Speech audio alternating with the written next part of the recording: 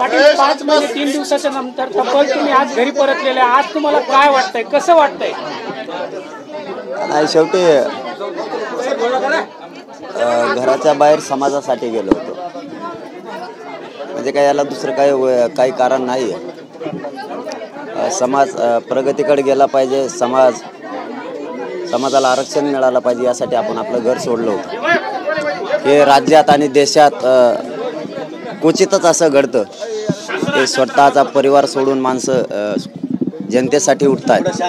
हे असं शक्यतो होतच नाही.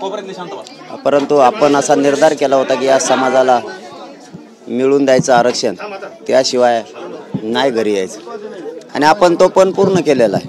आपण तो अर्धवट ठेवलेला नाही. आपण कुठलंही काम करताना अर्धवट कधीच ठेवत नाहीत. आपण 57 लाख मराठ्यांना नोंदी मिळवून दिल्या. त्या माध्यमातून 2 करोड मराठ्यांना आरक्षण मिळतंय.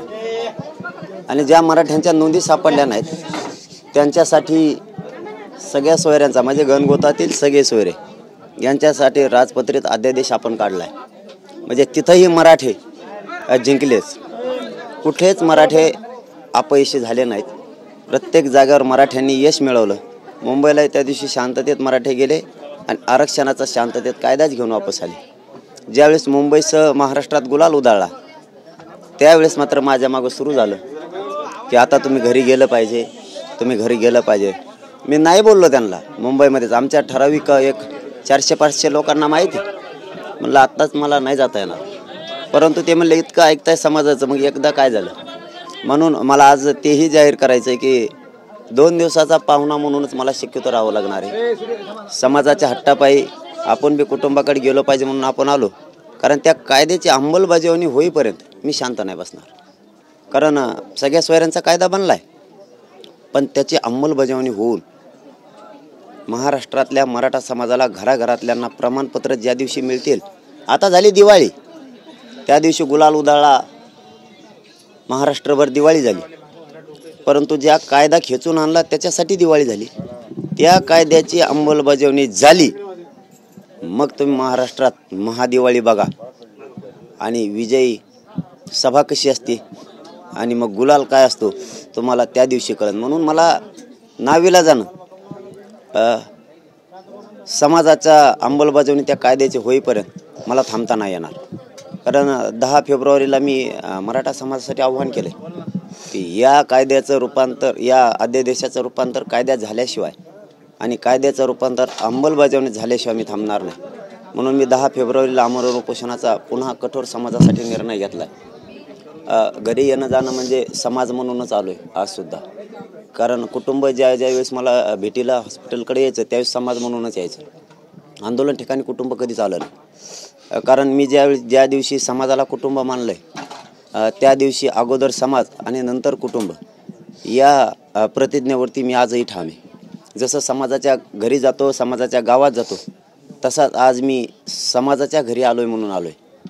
शेवटी मी परिवार आणि कुटुंबासाठी येईल अंमलबजावणी झाल्याच्या नंतर. आज मात्र मी एक समाजाच्या घरी आलो आहे किंवा समाजाकडेच आलो आहे अशा स्वरूपाचं आम्ही आज आलेलो आहे की समाज आणि समाजाचा शेवटचा माणसाला आरक्षण मिळत नाही तोपर्यंत मी नाही थांबणार. त्याच समाजाने तुम्हाला घरी जाण्याचा आग्रह तुम्ही, कारण इतका अपार प्रेम, मी इतका नशिबान आहे की असं वैभव कोणाच्याच वाट्याला नाही येणार. इतका मी वैभव माझ्या वाट्याला आलं मायाचं की मराठा समाज काही पण करण्यासाठी आज एका पायावरती तयार आहे. मग त्या समाजाशी दगा फटका किंवा गद्दारी मी नाही करू शकत. ज्या समाजाला हाक मारली की काही करण्याची तयारी, ज्या दिवशी मुंबईला जायची हाक मारली 64 किलोमीटरवर मराठा बसत नव्हता. इतक्या ताकदीनं मराठा आला. मग मी त्या मराठ्यांना अर्ध्यावर नाही सोडणार. घरी आलो म्हणजे काय, मी काही विशेष नाहीच आहे, माझ्यासाठी नाही आणि समाजासाठी पण नाही. घरी जसं समाजाच्या घरी जातो तसं इथं आलो आहे. परंतु काहीतरी कडीला लावल्यावरच आलो आहे. आता काहीच राहिलेलं नाही, फक्त अंमलबजावणी राहिली. आणि एकदा अंमलबजावणी झाली की घराघरातल्या मराठ्यांचं कल्याण झालं. आणि त्या अंमलबजावणीसाठी लढण्यासाठी मी 10 तारीख घोषित केली. मी उगा आता 1-2 दिवसासाठी पाहुणा म्हणून, एक समाजाचं घरी म्हणून थांबणारे आणि पुन्हा मैदानात उतरणारे या समाजासाठी शेवटच्या मराठ्यांना आरक्षण मिळेपर्यंत मी नाही शांत बसू शकत. आमचे पप्पा आमच्या घरी आले, पण ते वडील म्हणून नाही, ते पाहुणा म्हणून आल्याचं खूप दुःख होतंय. पण ही वेळ सरकारने आणली, आता सरकारला पण थोपवल्याशिवाय आम्ही राहणार नाही.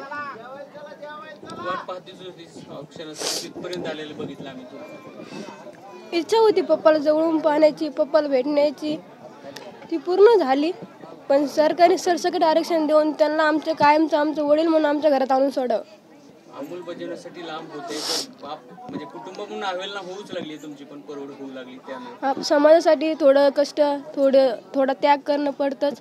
तो आम्ही नक्कीच करू. पण पुढच्या वर्षात पप्पा नक्कीच पूर्ण आरक्षण घेऊनच घरी येतील, एवढं आम्ही सरकार सांगतो. पण जर पप्पाचं बरं जीवाचं बरं वाईट झालं उपोषण करताना, तर सरकारला आम्ही सोडणार नाही, एवढी तरी आमची घोषणा आहे.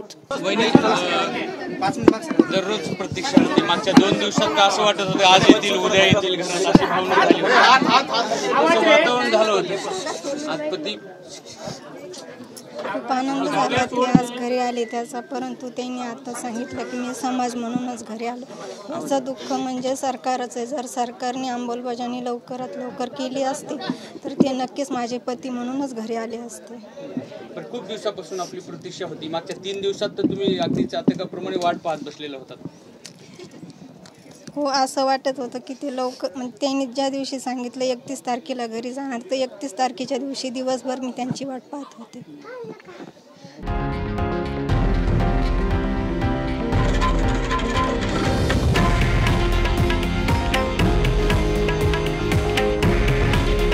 हे आहे देशातील नंबर 1 न्यूज नेटवर्क आणि आपण पाहत आहात TV9 मराठी.